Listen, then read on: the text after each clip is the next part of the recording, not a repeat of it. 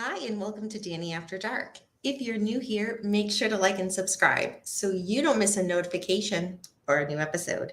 Tonight, I'll be doing this case a little bit differently. What I thought is shake things up a little bit, right? So rather than just pre record this case, I figured I would do it live where I can interact with you guys because this is a very well known case. So there are a lot of opinions about it. In that case, if you did not know from the picture or the title, is Mark David Chapman in the murder of John Lennon. And I want to give a shout out to James Latterow, friend of the show and fellow YouTuber, and just a good friend all around. He was the one that suggested that I cover this case because he is a huge John Lennon fan. And James is actually here in the chat. So hello, James. Thank you so much again for this recommendation of this case. And also shout out to James for helping me with the research on a little bit of a bio for John Lennon. So if you guys have questions while this episode goes on about the Beatles or anything about John Lennon, certainly ask James here in the chat. James knows everything about John Lennon. And James has a very, very long YouTube name. So let me look at it so I know how to correctly make sure I get all the names in it. It is Sir James Bowie Sinatra Lenny White Lennon. So again, thank you, James, for all of your help with this episode.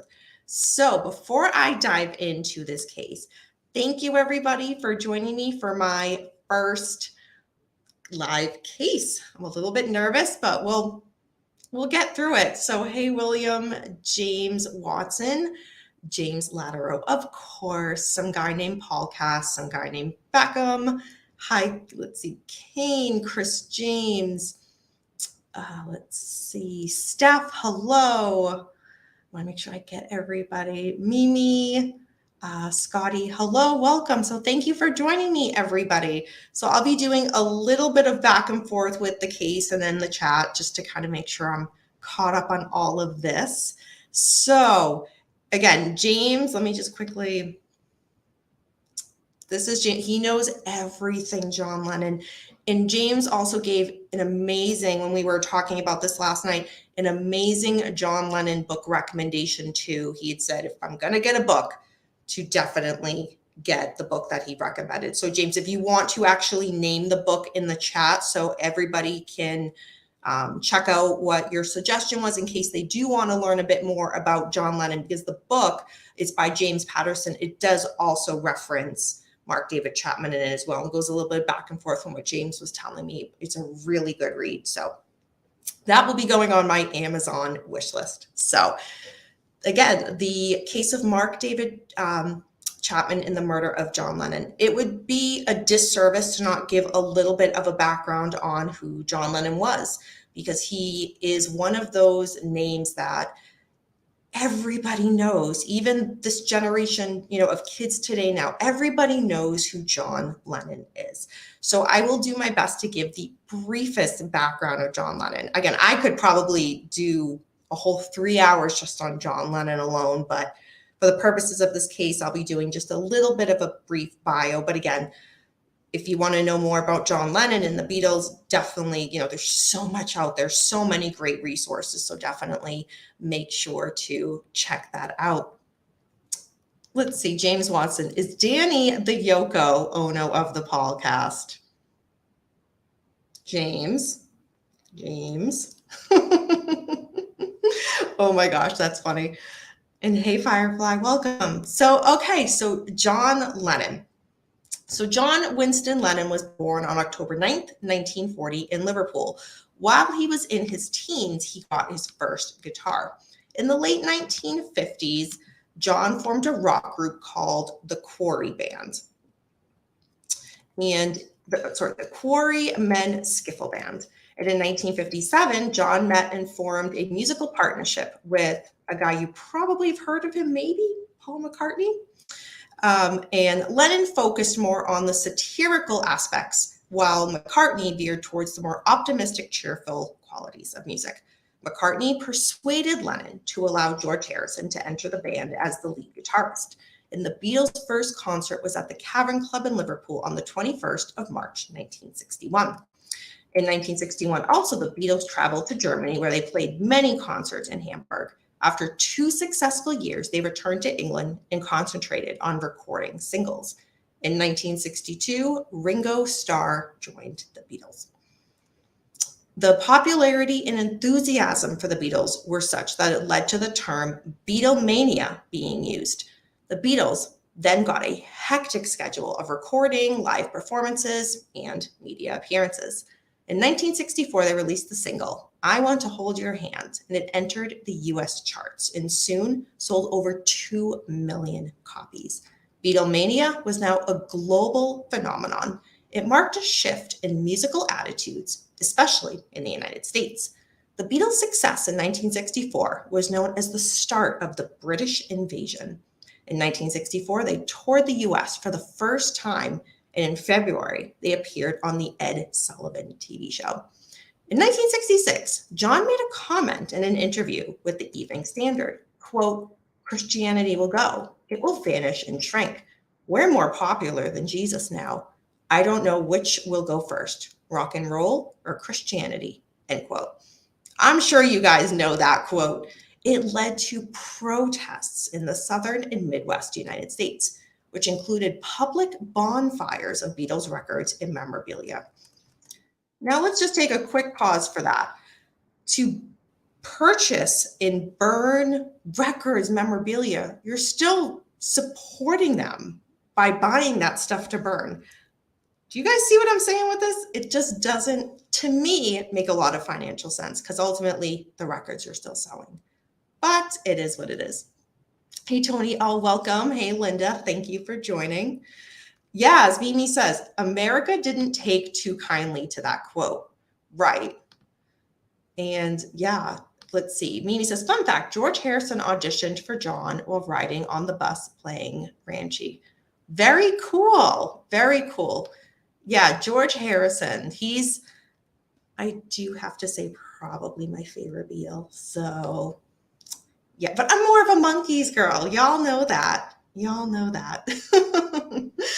So, oh, look at that. Kane. Yeah, James, that Kane read that book. That is awesome.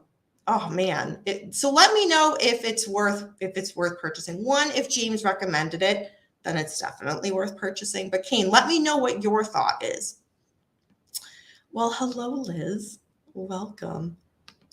Like buying, like shoot. Let's see. What is James chirping about? It's a big deal. Paul says he's bigger than Jesus all the time. Yeah. What you're referring to, for people who don't know, is Paul from the Paulcast. And that's a pretty accurate quote, James. But anyway, yeah, so this whole uproar happened over that comment. But in John's personal life, he was succeeding. Cynthia Powell became his first wife. They married after she became pregnant with their first son, Julian, who was born on April 8th, 1963. During the 1960s, John Lennon began to frequently take LSD, and by 1967, he was a heavy user. This also coincided with a period of uncertainty, and he considered leaving the Beatles. In 1967, John Lennon and the Beatles became more interested in meditation and in Eastern religions. 1968, unfortunately, John Lennon and Cynthia Powell divorced. 1969 is when the Beatles started to split. John wanted to branch out musically and develop his own solo career. There were frictions over the presence of, you guessed it, Yoko Ono in the Beatles recording sessions. Well, John and Yoko Ono married in Gibraltar in March 1969 and spent their honeymoon in Amsterdam, staging a bed-in for peace at the Hilton Hotel. In 1969 also, in Montreal, Canada, the Queen Elizabeth Hotel specifically, this is where John wrote and performed Give Peace a Chance. We all know that music video. We all know that song. I was not aware that it was different than the staged bed-in for their honeymoon. I thought that was one and the same, but it was not. And thank you to James Latterow for enlightening me on that when we were going over the notes. So let's see. quickly, we got a couple of hi Firefly, hi Violet Sky, JKS 80s horror fan. Hello, Tony Stewart, welcome. Paul says, my son says hi, Danny, everyone. Hi, little Paul Cast. I'm not sure what to call you on camera. Usually I know you as Spider-Man, Iron Man, Batman, many superheroes. So, hi. So, okay. Oh, wait. What is this, Mimi? Guess what? I got the puppy for Mother's Day. You can't just be dropping that in here when I'm in the middle of a case, because now all I want to do is talk about your puppy. Craig, hello, my boo. Hi, Craig. Good to see you, hun. So, yes. So now I did learn in my research that bed in for peace was different than the give peace a chance. So the period was documented by Lennon in the Beatles song, The Ballad of John and Yoko. And in April 1969, Lennon officially changed his name to John Ono Lennon on the rooftop of the Apple. In 1970, John released the John Lennon Plastic Ono Band album. It's his most powerful solo release, and followed up by the enormously popular Imagine. Both were produced by Phil Spector, who Lennon collaborated with several times during the 1970s. And for those of you who think, I know that name, Phil Spector, yes, you most certainly do. Also, because I covered that case prior on a Danny After Dark episode. So if you missed my Phil Spector episode, go back and check it out. That's a whole story in itself. So back now to John Lennon. In the early 1970s, he also became a figurehead for being opposed to the Vietnam War. His song Give Peace a Chance became the anthem for the anti-war movement. John Lennon went on to have a very successful solo career. When he and Ono separated in the fall of 1973, he spent a, quote, lost weekend, end quote, of more than a year drinking and making highly uneven music in Los Angeles. Well, the couple reunited, and they soon conceived a son, Sean Lennon, born on John Lennon's birthday in 1975. Also in 1975, John retreated from the music world, preferring to spend time looking after his new son, Sean. But in October of 1980,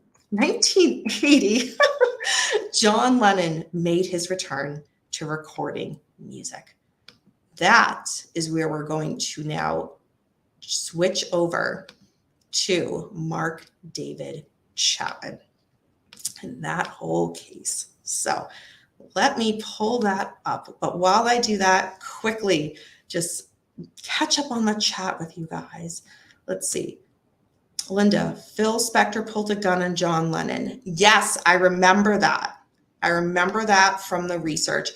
But he wasn't the only one, from what I recall. Phil Spector was quite a loose cannon.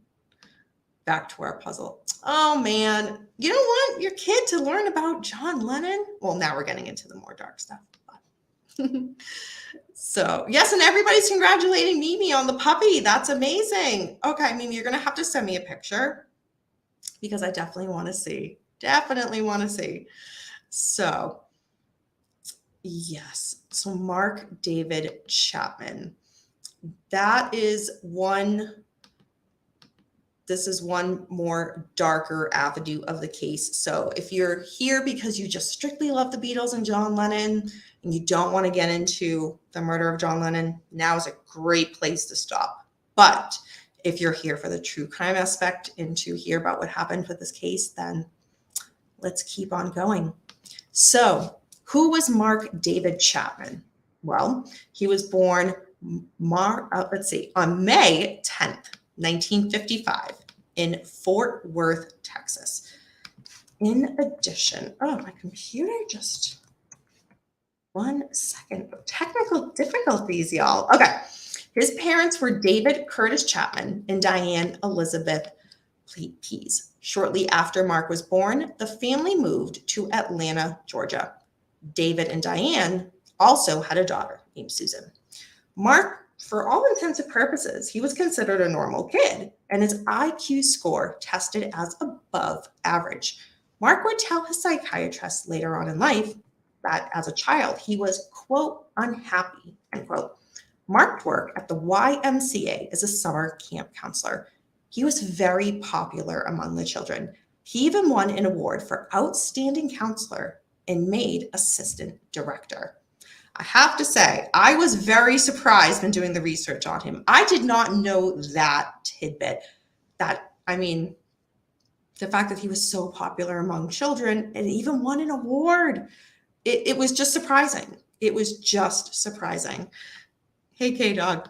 And James Watson says, Texas. There you go. Explains everything. You know what? James Watson, you absolutely nailed it. So when Mark worked again for the YMCA with this time Vietnamese refugees at a resettlement camp at Fort Chaffee in Arkansas, he was named an area coordinator and a key aide to the program director. Mark, he had a girlfriend named Jessica Blankenship. He followed her to her school, where she was a student at Covenant College, and this is where he decided to make another attempt at college. Well, Mark fell behind in his studies and his career. He had an affair and then sank into a deep depression. He returned to work at the resettlement camp, but left after an argument. He took a job as a security guard, at first unarmed, but then he took a week-long course that qualified him as an armed guard. He left home after arguing with his parents and lived at the YMCA or on the streets, spending money on short trips to Hawaii. In 1977, Mark attempted to kill himself by gassing himself inside of his car, but the vacuum cleaner hose melted in the exhaust pipe and he was discovered. He was then hospitalized for mental illness. When he was released, the hospital then hired him part-time to work there. What? Did y'all know that? That blows my mind that he was then hired by the hospital. I feel like today that would never happen. So I don't know if things were like that back then. And for anybody who was there for when this case happened and kind of saw it all unfold and read about it, if this was something you're like, oh no, that was common. Or if it definitely wasn't, because I was shocked. I don't understand how he could go on to help treat other people for mental illness when he himself clearly was struggling. But what do I know? So one of Mark's friends recommended to him The Catcher in the Rye, and the story took on a great personal significance for Mark. Mimi says, wow, I didn't know he tried to kill himself. Some think he was another Manchurian candidate. Linda, you're just going to have to stick around to the end of the episode to find out. Kane, stick around. I love y'all are trying to answer in the question. Just stick around. But okay, this is one of those also very highly publicized cases. Y'all know it. So, all right. So Mark now met a Japanese American woman named Gloria Abe, and they began dating. And on June 2nd, 1979, they got married. He started work as a solitary printer, but left after arguing with his hospital employers. I just want to point out here, are you guys seeing this theme? There is instances of him leaving employment or leaving, what was the first one? Yeah, the resettlement camp after an argument. I could not find exactly what the arguments were about, not that that itself needed to be published. So if any of you guys know, by all means, please put it in the chat or put it in the comments, because I'm wondering what those arguments were, because I'm seeing a pattern here.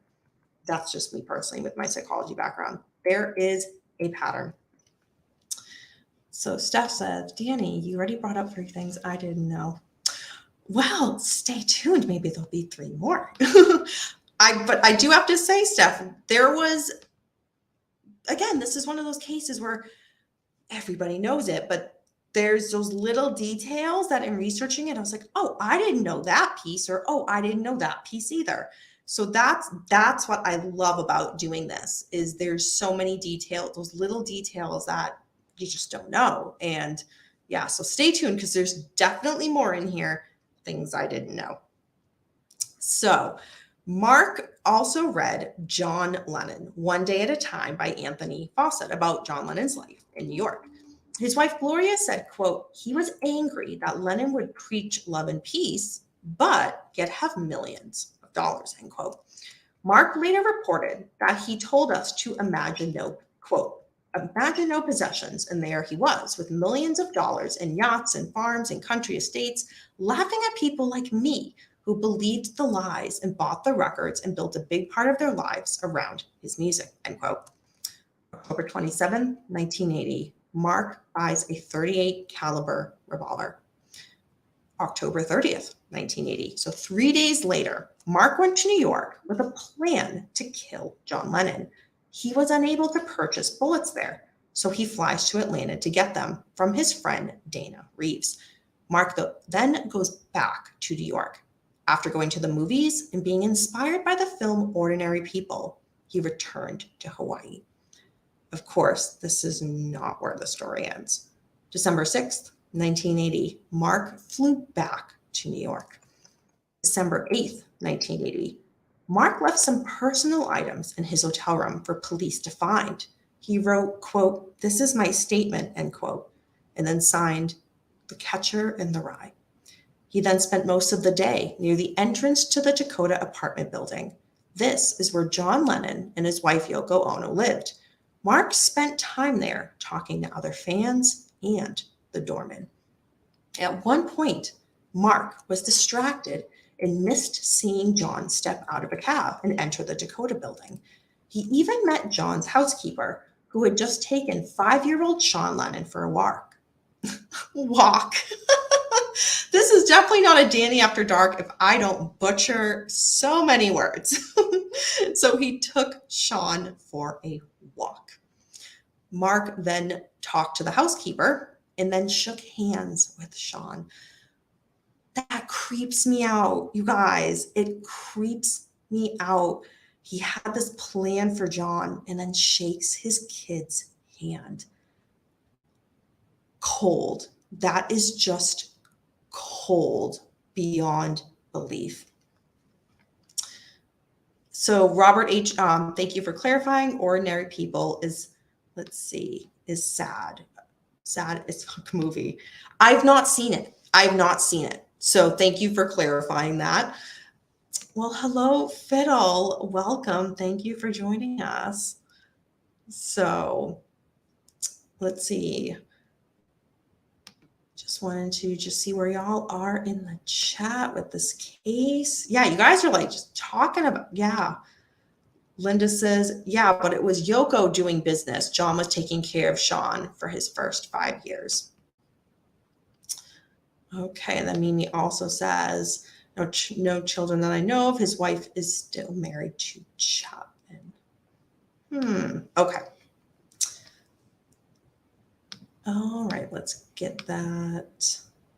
Toggling between two screens here is a little bit different than what I do on my little true crime and chills. So bear with me, y'all.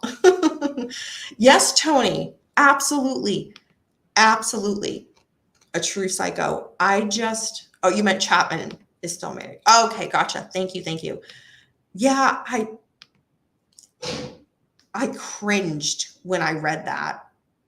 Just him shaking hands with his son Sean. I know it's just a small detail in this case, but it just speaks out to me, just the level of like Mark knowing what he's going to do, knowing what he's planning on doing. And again, it just blows my mind. But 5 p.m., John and Yoko left the Dakota for a recording session. As they walked towards the limousine on the curb, he actually shook hands with John Lennon and held out a copy of Lennon's new album, Devil Fantasy, for him to sign. A photographer named Paul Gorish was there when Lennon signed the album for Mark and took a photo of it. And that is the photo that I used for the thumbnail for this video. It's one of those pictures, and there's so many pictures. If you guys are into, really into true crime, there's pictures like moments before tragedy happens. And this is one of those photos. It's one of those well-known photos that if you guys, even if you're not into the Beatles and the Beatles music, John Lennon, everybody, for the most part, knows this picture. It's sad because you know what's coming. It's so tragic. But now it's 10:50 p.m. and the Lennon's limousine returns to the Dakota. John and Yoko walked by Mark towards the archway entrance of the building's courtyard. From the street, Mark turned and fired 4 to 5 hollow point bullets from a Charter Arms .38 revolver that he had purchased in Hawaii. The bullets hit John's back and shoulder. One of the bullets pierced John's aorta, causing severe blood loss. I just want to take a moment here to point out, and when I was talking to James Latterow about this, there are quite a few documents that say he was shot 4 times, and then quite a few documents that say he was shot 5. I wasn't able to find one in particular that really clarified exactly the number of shots. So I'm just leaving at it between 4 and 5. If you guys have any data or documentation that shows exactly how many shots there were, just for accuracy, by all means, either post it in the chat here or leave a comment on the video. I really tried to narrow it down, but it seemed it was somewhere between 4 and 5. That is what I was able to get from the research. But either way, those types, Mimi, you took the word right out of my mouth. Those bullets were hollow point, and they're meant to expand and cause major damage when fired. Absolutely. That is absolutely correct. So, K-Dog, I think he was wearing a Todd Rundgren shirt. Really? Hey, let's see. Hello, Pop Love. Welcome. Don't worry, it's me, the better Paul. Oh my gosh, that's funny. That's funny. I thought it was, but then I was like, no, that's a different name. Well, welcome. So Lennon's been shot and he is experiencing a large amount of blood loss. The doorman knocked the gun out of Mark's hands. Mark made no effort to flee from the scene. In fact, he just remained there, and he took out his book, The Catcher in the Rye, and calmly read it until the police arrived. NYPD officer Peter Cullen and his partner Stephen Aspiro were parked near 72nd Street and Broadway when the police radio came on with details about shots fired. When police arrived, Mark was arrested without incident. In the lobby, recalled Officer Cullen, quote, "I saw Lennon laying face down with blood coming out of his mouth," end quote. As other cops arrived and a crowd formed outside the Dakota, Lennon was carried out by 2 officers and placed in the backseat of the squad car. There was no time to wait for the ambulance to arrive. They rushed him to St. Luke's Roosevelt Hospital Center on West 59th Street. Yoko, she was driven to the hospital by 2 other cops. Quote, "She was in a state of shock," end quote. And then also, quote, "She asked if John would be all right. I told her he's going to the best hospital in New York City," end quote. That was true, and the trauma unit was ready for John when they arrived. Lennon was placed on a gurney and wheeled into a trauma room. They cut off his clothes and cracked his chest. Dr. David Halloran attempted to save him. He had his hand inside of John's chest and tried pumping his heart. Quote, "I could not get any vitals," end quote. Quote, halfway through, somebody said, "This looks like John Lennon," end quote. He didn't think that could be possible. Then Richard Marks, the general surgeon, came in. He and his wife passed the Dakota. They saw Yoko in the back of the cop car and followed her to the hospital. Richard said, quote, "It's John Lennon," end quote. Well, they continued to work on him and never got a pulse back. About 45 minutes later, quote, "We called it," end quote. 11:20 p.m., John Lennon, 40 years old, was now dead. One of the ER nurses, I'm going to pronounce her name wrong because that's my style, Dietra Sato, she worked on Lennon that night and said, quote, "I walked onto 9th Avenue. It was completely shut down by people playing John Lennon's music and lighting candles," end quote. December 9th, 1980. Mark was arraigned on charges of second-degree murder. Following the arraignment, he was taken to Bellevue Hospital for psychiatric evaluation and placed under suicide watch.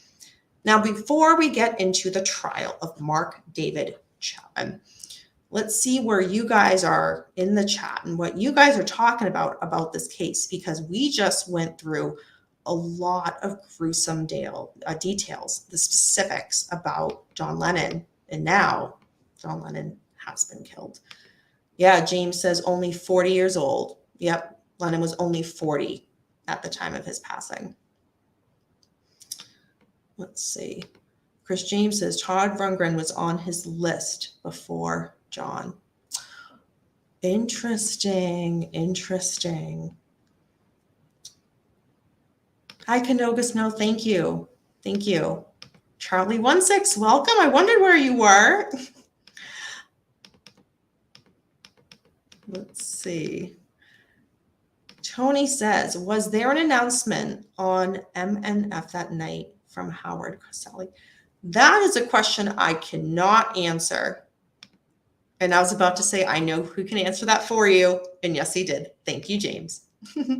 Again, for those of you who came in a little late, any question you guys want to know about the Beatles and John Lennon, ask my friend James here. He knows everything. And again, James was awesome with the research of helping me with this for some background on John Lennon. He knows his stuff. So make use of him while this man is here.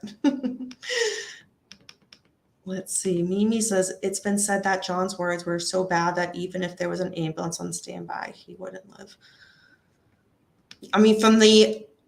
His aorta, I can't even say it right. His aorta was hit. There was so much blood loss. From what I've read, that was tough. It didn't seem like he had a lot of hope in pulling through. And imagine the staff at the hospital saying, this can't be him. And then, yes, it is. Blows my mind. So, okay. Of course, I wouldn't know what that meant. So I'm just going to call myself out. MNF is Monday Night Football. I'm not a football or a sports person. So I, of course, would not have known that. So thank you. So for anybody that's like shaking their head, like, Danny, come on, I'm not into sports. So there's that. Hey, Capone, welcome. Okay. Yeah, so Mimi just clarifies that he was in such bad shape that the police carried him in their police car to take him to the hospital. Yes, they certainly did. Yeah, they couldn't wait for the ambulance. They just couldn't wait. So, well, hey, Beers, welcome. All right, you guys. So now, as we know, we just left off. Mark is now, he's been arraigned. He's at Bellevue Hospital for psychiatric evaluation and placed under suicide watch. So, January 1981, at an initial hearing, Mark's lawyer, Jonathan Marks, entered a plea of not guilty by reason of insanity. I feel we all saw that plea coming. His defense team sought to establish his mental state at the time. So Mark was interviewed for hundreds of hours by psychiatrists. 9 psychiatrists were prepared to testify at trial. 6 of those psychiatrists had the clinical opinion that he was psychotic, while 3 psychiatrists felt that he fell short of the necessary criteria for psychosis. June 22nd, 1981, Mark's legal defense prepared to argue an insanity defense, but Mark pled guilty, saying he received a message from God telling him to do so. During a further assessment, psychiatrists concluded that Mark, he was delusional, but he was competent. Therefore, he was declared fit to plead guilty. And Judge Dennis Edwards did declare him fit to plead guilty. August 24th, 1981, Mark was sentenced to 20 years to life in prison. When asked if he wanted to address the court at his sentencing, Mark, clearly in fashion, chose to read a passage from Catcher in the Rye. In 1982, the New York Supreme Court authorized the state to force feed Mark liquids after he refused to eat for 26 days. I just have to say, I really wish they did not interfere on that. Let him do what he was going to do. That's just my opinion on that. I don't know what y'all think about that, but my thought is he's clearly making an action here. Just let him do it. Let him do it. But, I get why the court had to step in, but I wish they didn't. So Mark's wife, remember, he's married. Well, she stayed with him and visited him every year since he was imprisoned. He is reported to now be an evangelical Christian. He has been separated from other prisoners because of concerns for his safety. He has his own prison cell, but spends most of his day outside his cell working on housekeeping and in the library. And to finish up Mark David Chapman, he has been denied every time he has come up for parole. So to this day, he still remains behind bars. So thank you for everybody for sticking around for another episode of Danny After Dark. Thank you again for James for this case suggestion and for your assistance with the research on John Lennon. So thank you, James Latterow, for that. Now, do you guys have any questions or comments on the case? Usually I say leave them below in the comments, but I'm right here. So let's talk about it. And then also, anything I don't know about Lennon, James is the one. Hey, Morbid Punk, welcome. So yeah, that is the case of Mark David Chapman and the murder of John Lennon. So that is one of those cases. It really makes me sad because for Mark David Chapman is now forever intertwined with John Lennon. If you search just John Lennon, photos of Mark David Chapman will come up. And that's unfortunate that Mark got and received this notoriety because of the act he did. We should not know who Mark David Chapman is. We just shouldn't. And when I was talking to James, when we were going over this case, I said to him, and I don't know let me know what you guys think. I said it reminded me a bit of Andrew Cunanan in the murder of Versace in regards to that same notoriety. And now they are, Andrew and Mark are now known for something grand, something that in their ordinary life they could not have achieved otherwise. So they now have a notoriety for killing an extremely famous person, again, with John Lennon being one and Versace being the other.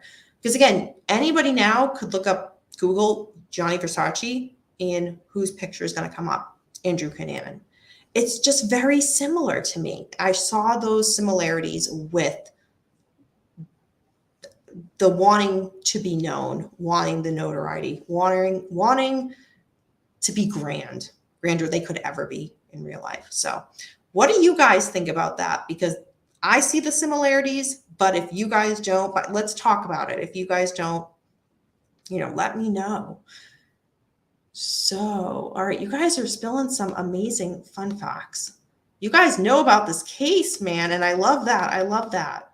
Let me just go back. So, Bruce Springsteen was performing a concert on the same night John was shot. I did not know that.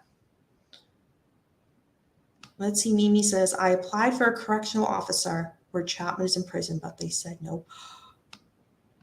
Interesting. Mimi, do you mind me saying or asking why? Why, like what made, was that a different type of qualification? because of where he was, or was it just the whole prison in general of where he was located? I'm just curious, because that's out of my job expertise. Tony says a lot of people here in the Midwest thought John Lennon was cursed since he made the more popular than Jesus statement. Yeah, there were a lot. To say there was backlash over that statement is really an understatement. It's just a complete understatement. So let's see, Linda and John Lennon dated the album cover, which is very, very rare. Fate. One of the saddest days ever. I have heard so many people say that in regards to the murder of John Lennon. I've heard some say that in regards to the assassination of JFK, but more so for the murder of John Lennon.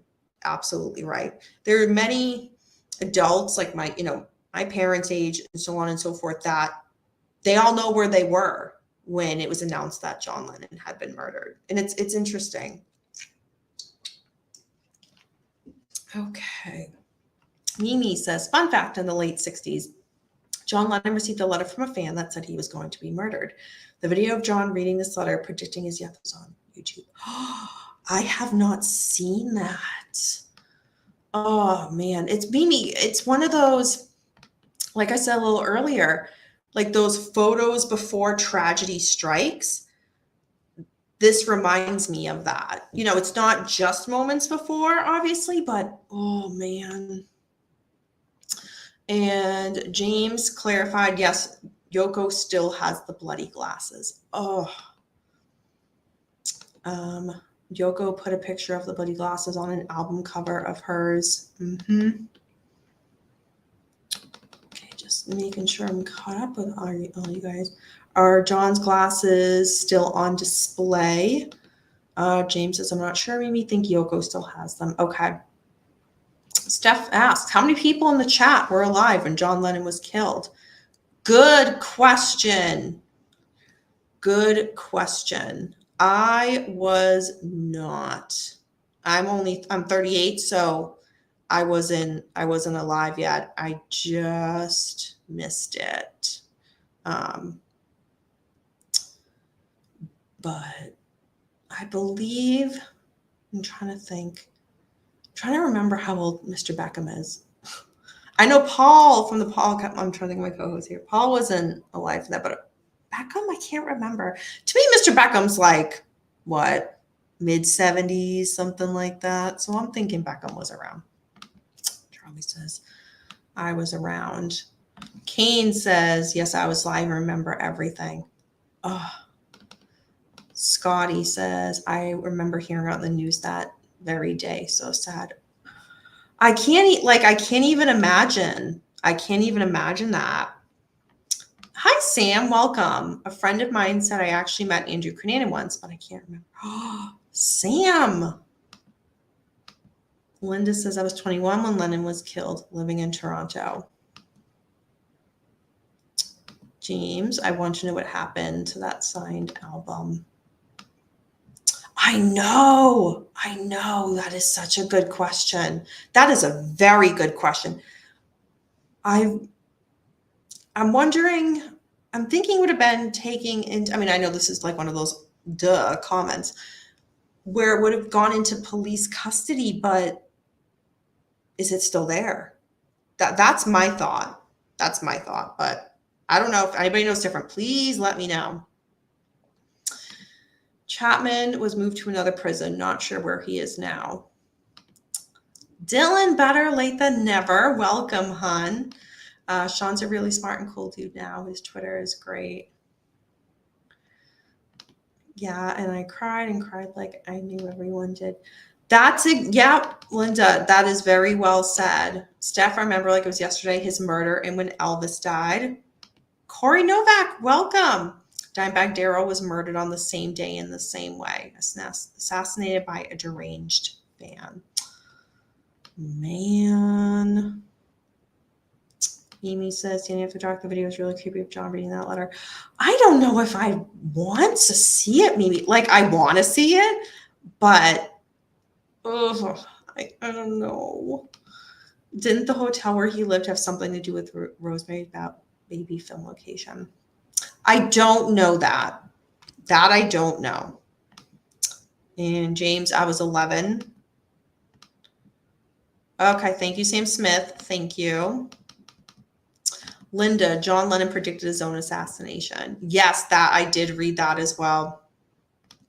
All right, this clarification. John Lennon lived in the Dakota where Rosemary's Baby was home. Have any of you guys, not necessarily been inside the Dakota, but any of you guys live in New York or been to New York and been to the Dakota, at least outside? I have family that has, that they went, obviously you can't get in, but they went outside, and the way that it was described to me was just, it was one of those, like, I don't want to put words in anybody's mouth, but so I'm just paraphrasing here, but almost like heavy, like, you know what happened here, you know the loss that happened here, so it's just very heavy, very heavy. I wish I remember the exact words of how it was described to me, but it was, the family had told me it was very, very emotional being there. And I've actually never been to New York. I'm from Massachusetts, never once been to New York. But if I do go, I mean, there's many places I want to go, but to see the Dakota is one of them. I just pay my respects to John. And it's just one of those places that is so well known that I want to see. Dylan, not me. I was born in 93. Oh my God, Dylan, stop. Oh my God, you're so young. Linda, I was 21. Let's see, I was 8. I was 2. Hey, car guy, welcome. I thought Danny was 19. Tony Stewart, flattery will get you everywhere. Thank you, hon. So let's see. I remember it. My daughter's beating. Wow. That was the day the music really died. Mimi says, I was 11 when he was killed. Every radio station played Beatles music, no matter what station it was. I was alive and crying. Hearing you guys just recall this and how emotional you were then and how old and where, I can't even imagine. I remember the night that Whitney Houston died. And I know that John Lennon, Whitney Houston, they're icons in their own right. Ooh, I almost spilled that. Obviously not, in the same, John Lennon, very different career than Whitney. I just remember, because it was Valentine's weekend, if I recall, I remember going to a restaurant, walking in, everything was fine, walking out, turn on the car, and Whitney Houston's playing. Okay. And then it was another Whitney Houston song and another Whitney Houston song. And it's like, something's going on. Flip to other stations. Everybody's playing Whitney Houston songs. And I knew, you knew she died. Not even something happened to her. It's like, she died. I know she died. And then get home, because that was before I had a smartphone. Before most of us, I want to say, had a smartphone.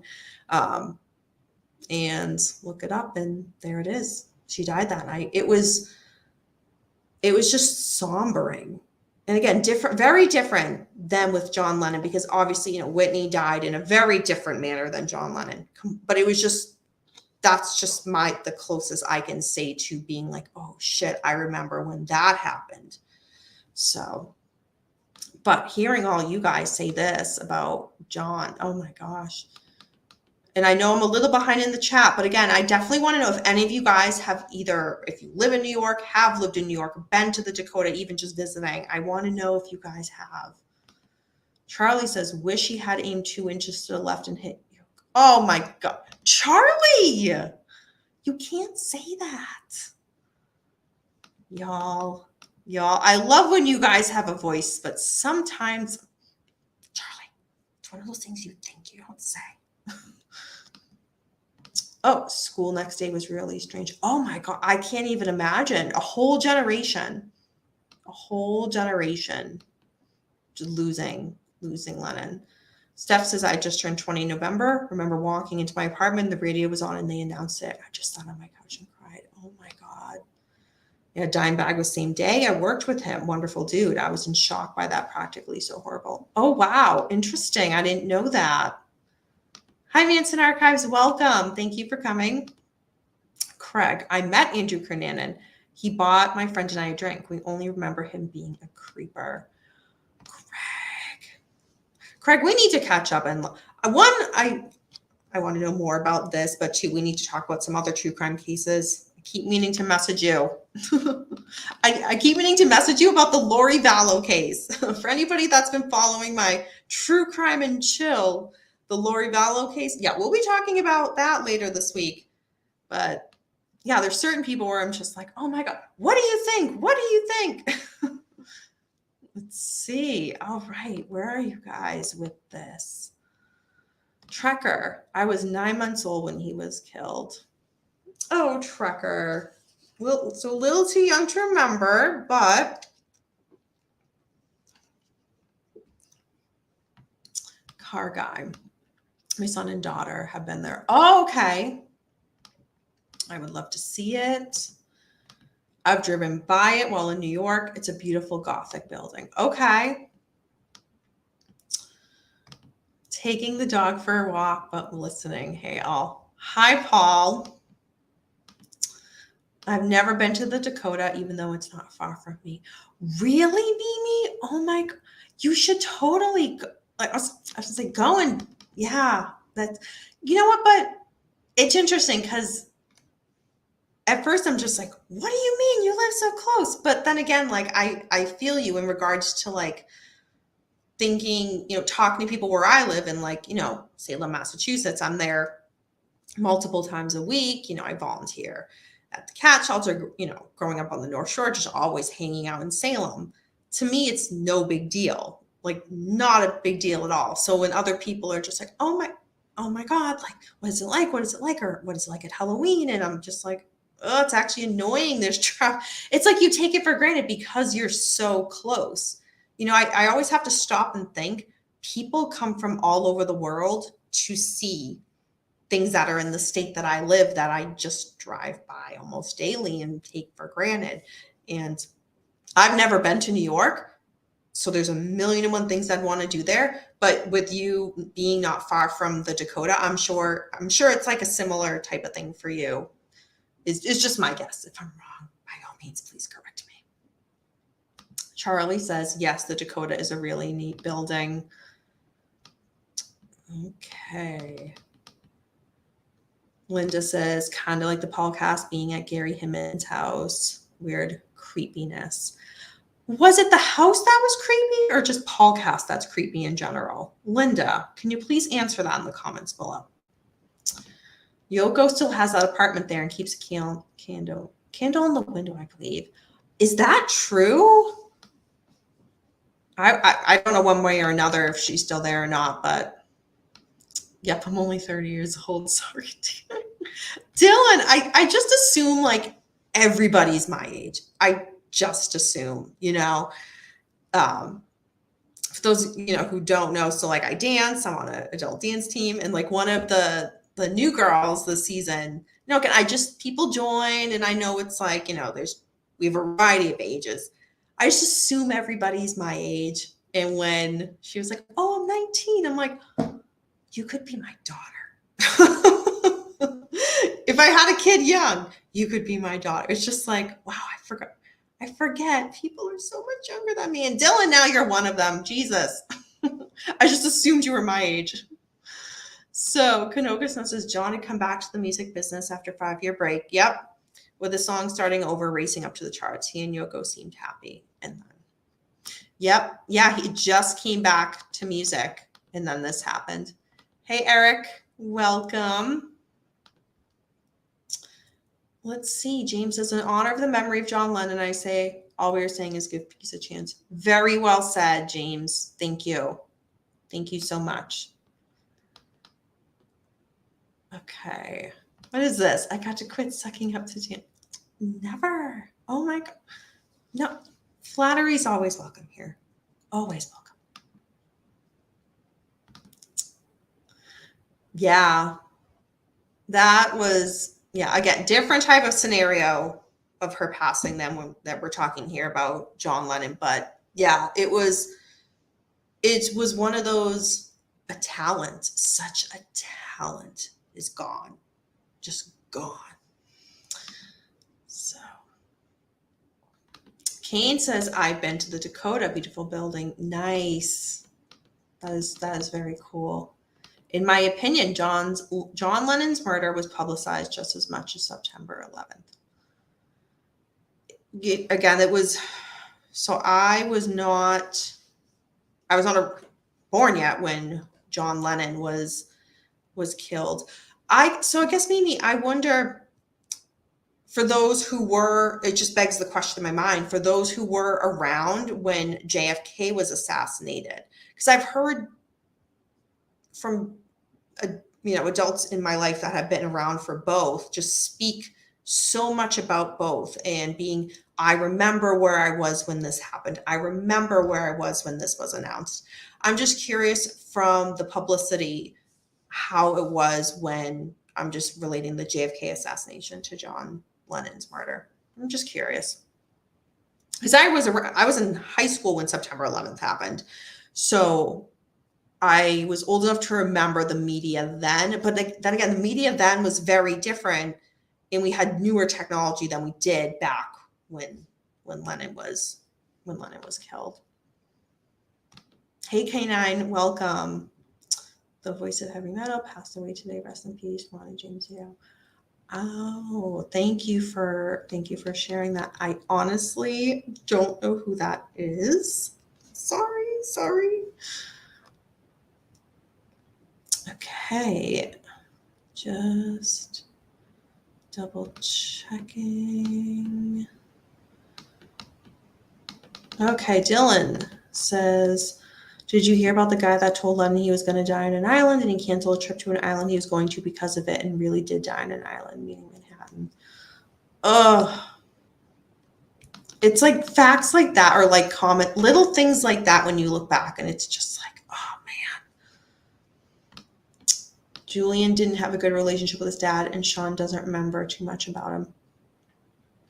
K-Dog, that's a really great point. I know. So when I was talking to James Latimer, when we were, talking about John Lennon, and, he was assisting me with the notes for that, I mentioned to him, it seemed in the research, and I'm not in any way speaking negatively about John Lennon, and I get it that John Lennon was in a different place in his life when Julian was born versus Sean was born. But it just kind of reading about those relationships with John Lennon, I was like, it's so sad to me that it appears one child had this amazing relationship with his father. The other one, not so much. He was more absent, it was sad. It was really sad to kind of research that. And again, this is not the first example of a well-known musician having children and, living the rock and roll lifestyle and all of that. This is not a unique case, but it was just kind of, I think of what John Lennon meant to so many people in the world, not just the music world, people who never even met him. And then, I look at the two children, and one has this great relationship with their father, the other one doesn't necessarily. And it's just like, that's too bad. It was just more sad. Just too bad that that's the way it played out with his kid. But let's see. All right, just seeing where you guys are talking about. There's so many facts you guys are dropping about John Lennon, which is awesome that you guys. I'm glad I picked this case. Salem. Mimi says there's a big group that meets in Central Park every December 8th every year to honor John by playing and singing. That's amazing. I didn't know that. That is amazing. Manson Archives. Yes, Yoko still lives there. I can't even imagine.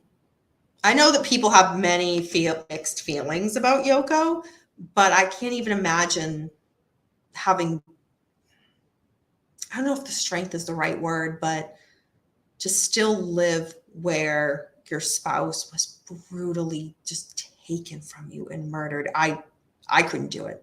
I could not do it. So if she has the strength to stay there, and more power to her. I could never do that. Morbid Punk says, I was outside the building. Yoko Ono owns several apartments out of Dakota. They are worth. Yeah, I'm not surprised. Can I come see you dance? Nope. No. Okay. It was big news because of the way it went down. Me being the home that's in the Imagine video was a home he owned too. I did not know that. Manson Archives, dropping in, always dropping knowledge. I absolutely love you for that. Didn't After Dark. Publicity for JFK murder was on the same level of publicity as Lennon's murder. Yeah, that's what I was thinking. Another, let's see. Skipped ahead. Thank you so much. Thank you. Just want to make sure I get to all of you. You guys are just dropping knowledge about this case. I'm loving it. Okay, the publicity for JFK was off the charts. It's still examined today. Yeah, the big difference with that one, and I know I was just kind of generally speaking of to me, what was a similarity, I guess, with the way it was announced and the publicity surrounding their deaths. But yeah, with JFK, with all of the theories, that, what's the word I'm looking for? Oh my gosh, what's the word? Oh my God, I'm totally blanking that obvious word, but you know what I mean. All the different theories about, was he killed? Was he not? That will keep everything, still relevant. And one of the angles of that, me and Paul from the podcast will be discussing when we dive into Dorothy Kilgallen, because there is ties to that, to the JFK assassination. So conspiracies, theories, that's the word I was looking for. Oh my God, it was like right on the tip of my tongue. Does Paul Cass still have Wi-Fi? I don't see him live stream. So on the Paul Cass Tracker, we have taken a bit of a break from the Manson Saga discussion panel. We've been doing it for 2 years, and there, it seemed, we covered a bit, and just step back from that. But when big things happen in the case, because with the Manson case, there's always something that happens. It's over 50 years old, but then there's always something that happens, and it's kind of, all right, let's jump on and talk about that. So a lot fewer lives, that's for sure, James. So if you need your fix, again, Paul Cass was just secondary. Come to Danny After Dark. Weekly now. Weekly lives. So, okay. Craig says, I was 7 when John was killed, so I vaguely remember it. Whitney was pretty rough on me, as well as George Michael. There are certain events remember very vividly. George Michael. That was on Christmas. I remember that. I was more caught off guard, I think, with the Whitney Houston one, only because, the George Michael one was unexpected too. It was absolutely unexpected. It was because I still remember getting into the car after dinner for when Whitney passed away, and just song after song after song, and then you flip the station and it's her, and then you go to another station that's her, and it's just that sinking feeling of like, I didn't need it to be announced. I knew. You just, every station's playing her, you knew. I just remember that feeling, and that's what caught me more off guard than I think just reading on my phone about George Michael. But excellent point about remembering it so vividly. Linda referencing back, he was very young when he had Julian. Yep. Let's see, Manson Archives. Growing up with a cousin in the 90s who was a DJ at the Limelight, I met Sean and Yoko Ones. Both are really nice. That is awesome. That is awesome that you were able to meet them. They attended a couple of Michael, oh my God, I'm going to butcher this last name, Alleg parties in Rock and Roll Church when the bands played on Sunday nights like Pearl Jam, Guns N' Roses, and many more. Like watching the Space Shuttle Challenger explode on TV. We watched in our classroom live school. Yeah, that was a little before. What year did that happen? I feel like I was very little when that happened, I want to say. That I don't remember it. I don't remember it. And now I'm like, was I even born? Oh man. But I remember seeing as a kid the footage. So I can't remember though if it was, hey, this just happened, or like years later than seeing it. I can't remember. Party pooper Danny. Oh, Tony, come on now. So Mia Farrow raised Linda's zodiac Rodstead. Oh my god. I know. That's like you guys with Linda Rodstead. Oh my god, that's like my favorite theory in this whole Manson case, you guys. Like, yeah. That's funny. Yes, Mark David Chapman is still in jail. Yep. Mimi says, fun fact, I met a guy named Frank who was John Lennon's friend and a recording session player for Lennon and David Bowie. He said John liked to watch TV and drink his beers most of the time. Interesting. Hey, Wolf, welcome. No, you're never late. You're never late. And I will keep this up. So all good. Poor Paul pushed out by Danny. Absolutely. I mean, there can only be one star of that channel. And it's not Paul, it's me. So it's not my fault. I shine so brightly that I had to push Paul out of his own channel. It's not my fault. I can't be blamed. You guys feel me? Danny Weekly Tuesday. I think I'm trying out this new format with you guys to be this interaction right now with all of you guys' experience with this case and comments and opinions. I'm loving it. I'm loving it. This is why I started a YouTube channel, because I just love true crime. And so many people in my, quote unquote real life, they're just not into true crime. I've always kind of been a loner on that one. So to meet you guys and for us to have that bond of true crime and, these cases and having an opinion about them, whether it's a case you know fairly well or whether you don't, and hearing about it, we all have opinions on it, and just to have back and forth dialogue, I'm loving that. So if you guys are liking this kind of style of format of me doing a case live where we can chat and be interactive about it, I'm totally down. I'll do whatever you guys kind of think is more, what you guys are more interested in wanting to do. I'm totally down. But we're with the, with the videos that I pre-recorded, there is some back and forth dialogue, but it's pretty, it's not as much as this. I'm not getting as like this with you guys right now is amazing. So long story short, I think it will vary week to week, kind of just based on my schedule, but I will always post it in advance when I kind of know the following week what night my cases will be. And then I definitely still want to do the true crime and chill, because I really like talking about ongoing cases with you guys. It's a lot of, I hate to say it's a lot of fun, because true crime is not a fun topic, but you guys know what I mean. It's learning, and you guys, some of you guys are messaging me saying, hey, this happened in my area, have you heard about it? This is going on now, can you talk about it? And absolutely. So let's see. Trekker says Robin Williams' suicide really shocked me. Yes, Trekker.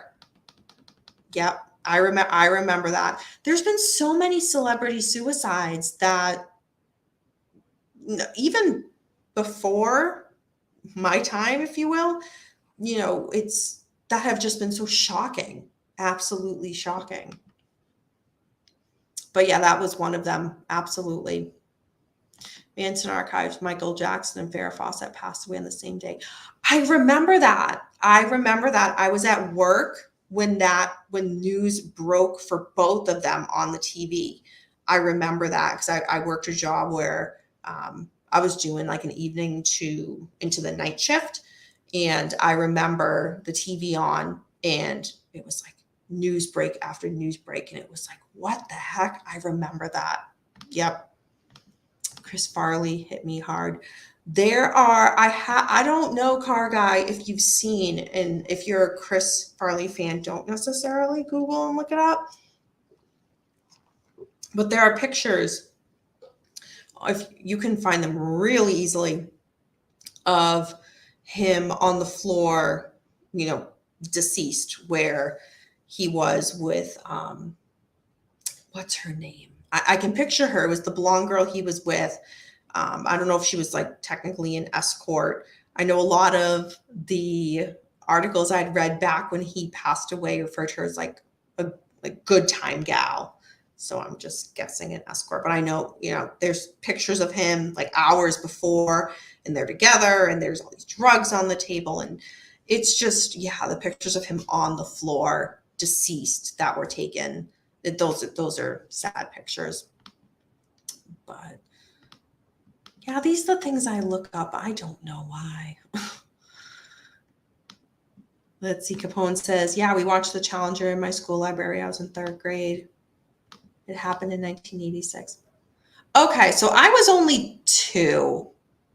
So I'm definitely not old enough to remember. So then it must have been like later on when I was a kid, because I remember being a kid watching it. So then clearly it was just footage from earlier when it happened. We watched the OJ verdict in high school. Oh my God, Trekker. I feel like I would love to have a full conversation with you about that. That was one of those trials, which reminds me, oh my God, thank you for bringing that up, Trekker. So it's come up many times in chat with you guys, the OJ Simpson talk in regards to his book, the If I Did It book. And I know it's one of those books where it's like, what the hell? But I'm really thinking of buying it, because I haven't read it. I mean, you get the premise, but I'm thinking of buying it, adding it to my Amazon cart, and then maybe doing a book review about it with you guys. If you guys are interested, let me know. I want to buy the book and just read it, and I know I'm going to sit there and be so angry reading it, but I don't know. There's something about it where I'm just like, oh, add to cart, don't do it. Okay, add to cart. My phone's right here just in case you wonder where I'm pointing at. That's what I'm thinking. If you guys have read it, let me know. But it's kind of one of those things where it's like, oh, I kind of want to read it. I don't know why, but I kind of want to read it.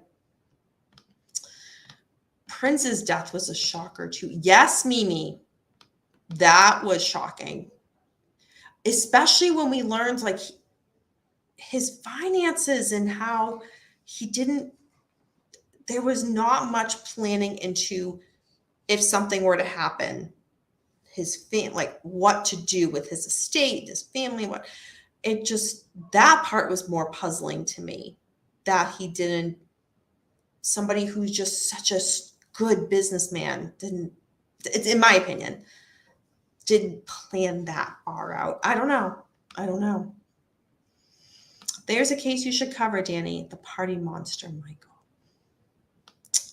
Oh, all right. Now Dylan's saying, Michael Elmer, you should.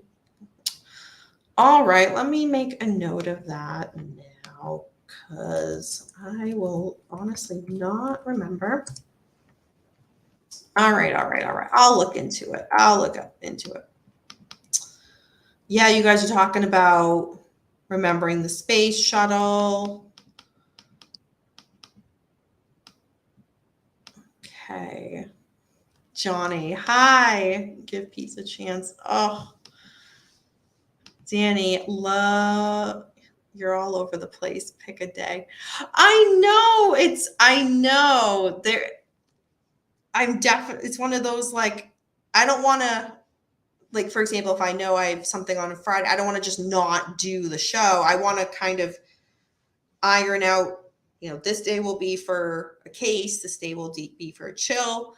And then if I have to tweak it a little bit based on the schedule, I'll do that. But yeah, I want to have some type of consistency. I really do.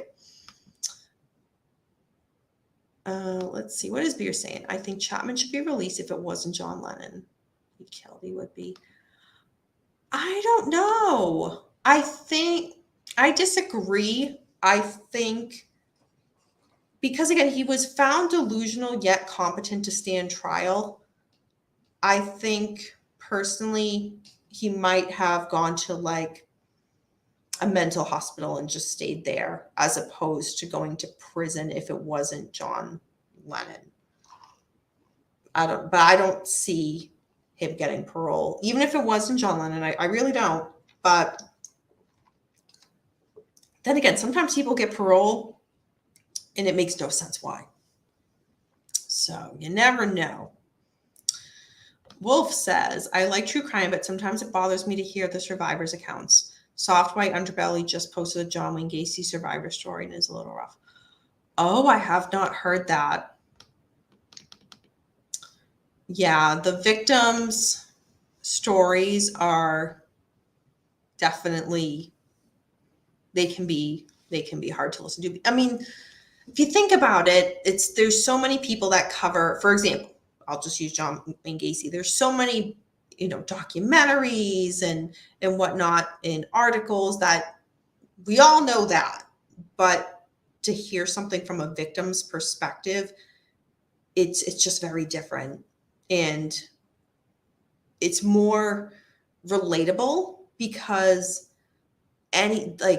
with certain killers, a lot of times when the crimes are just crimes of opportunity, it's one of those, that could have been me, that could have been a family member, that could have been a friend. When the chance encounters are so random, it makes it a little bit more, oh shit, like more, that could be something.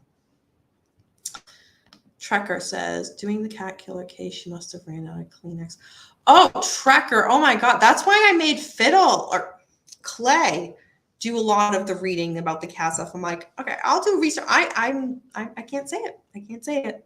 Nope. Yep, you're pretty spot on there, Trekker. So, okay. Yeah.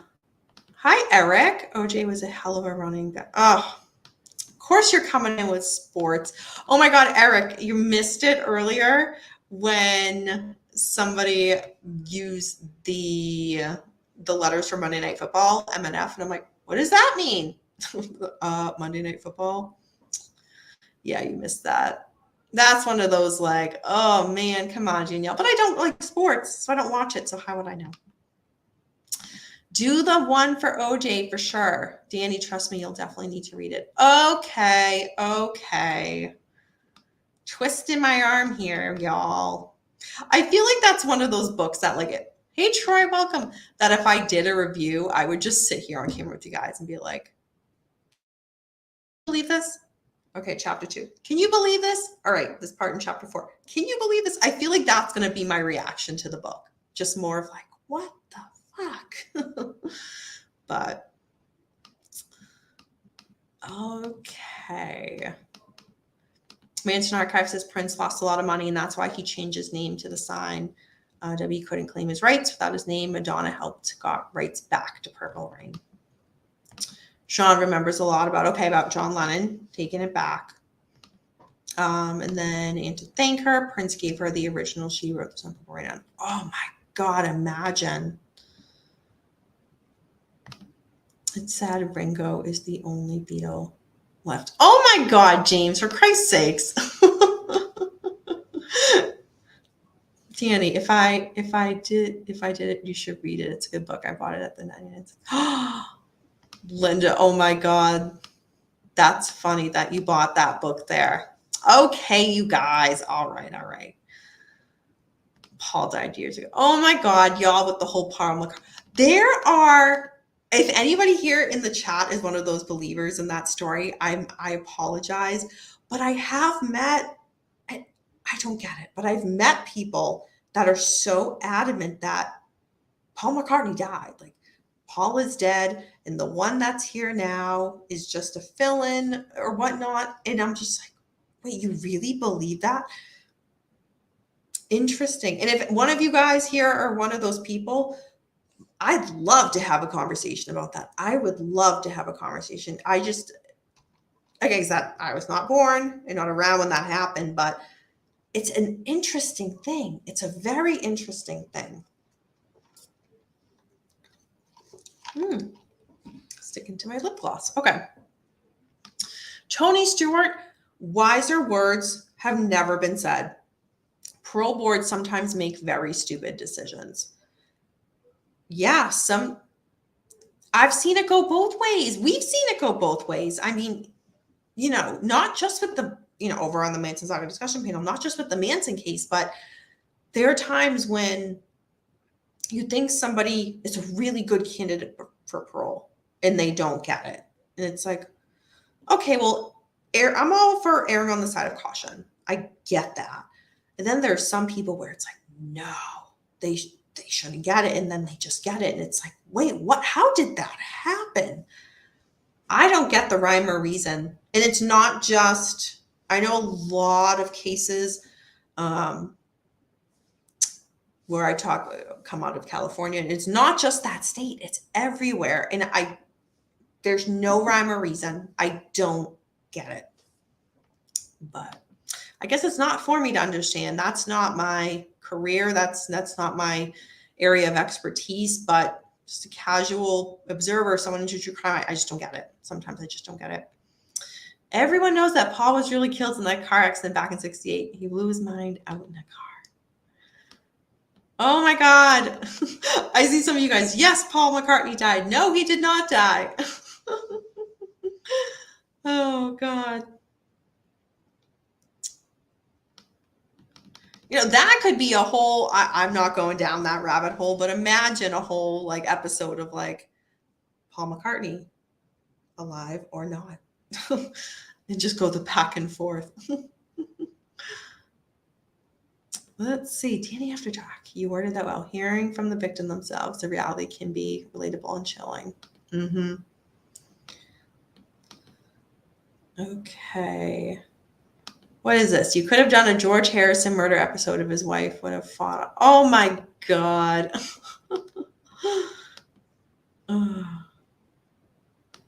Worm. Hi, welcome. Let's see.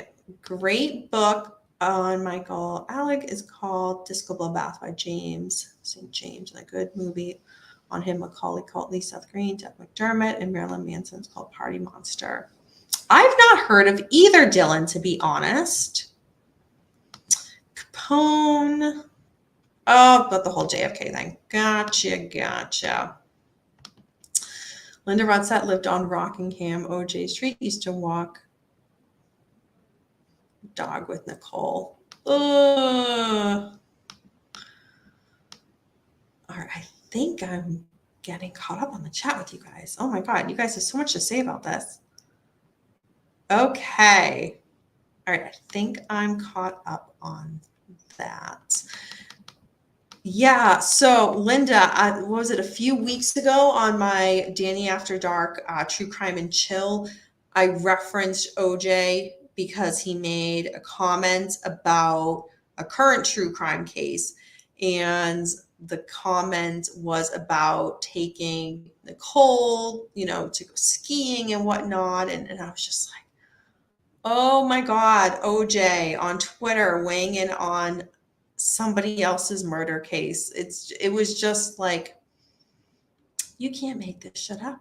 OJ, just stop. Yeah, stuff like that.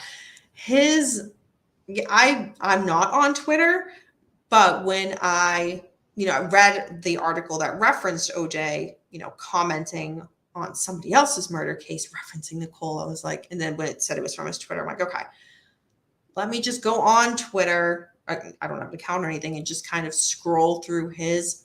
Oh my God. OJ. I just shake my head. OJ. Damn, now I want that book.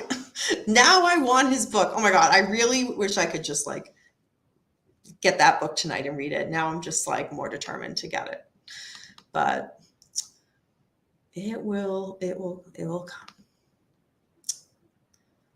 Oh, Jesus Christ, you guys. All right. All right. Now you guys are going all over the place with this, but okay. Let's see. I have to go. Sergeant Pepper, my puppy's name. I'll just look up from his nap and chewing on my bed. Oh my God, Mimi, thank you so much. Thank you for stopping in. And please message me a picture of your new puppy. I would love to see him. That's like one of my favorite parts of actually tonight's show is just hearing that you have a new puppy. Good luck with him.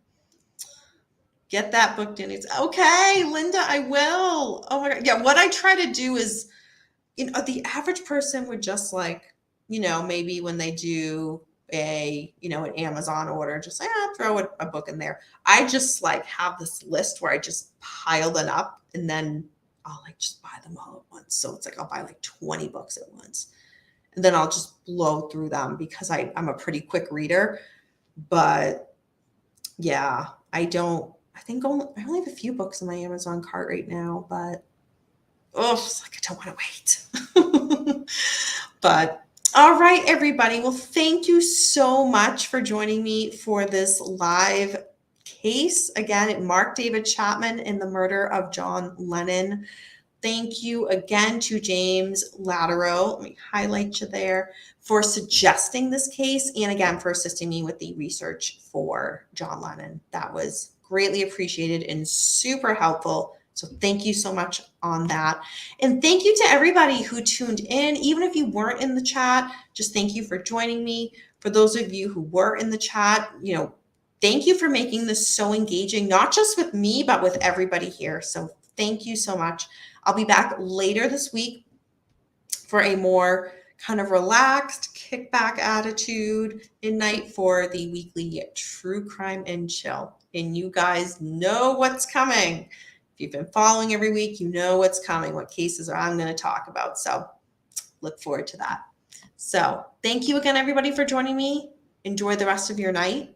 And remember, until next time, we don't live in darkness. Darkness lives in us. Bye.